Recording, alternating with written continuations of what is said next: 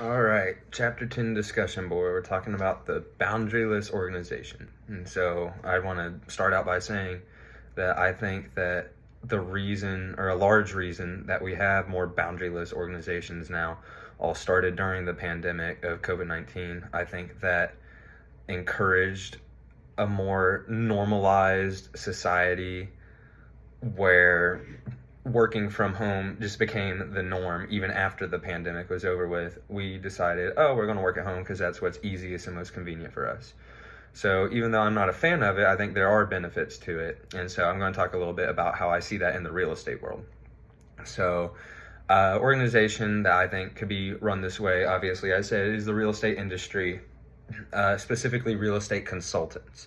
So a real estate consultant who they sell to or give work to is they provide clients with assistance throughout the buying and selling process. So basically the people they provide to would be the people whose house they're trying to sell and or sell the house to. So there's two parties. There's a buying party and a selling party, and they're kind of like an intermediary for that. So basically just like a real estate agent, like what you would think of when you think of real estate.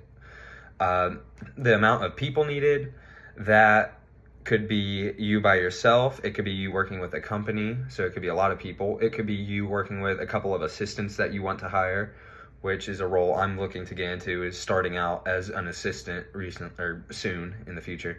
But yeah, it doesn't have to be just you by yourself. You could work with an organization, or it could be you by yourself if you prefer that method of work.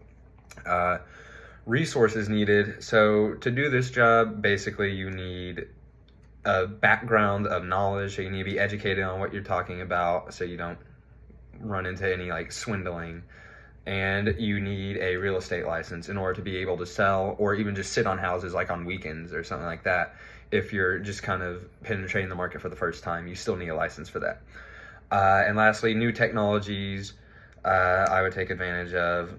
There's nothing really new out there that's been from the past like 5 years or so, because the industry has not really changed a whole lot in terms of technology needed to accomplish the job. But now that you can do it more remotely, I guess just taking advantage of social media and communicating functions such as Zoom or Microsoft Office, things like that.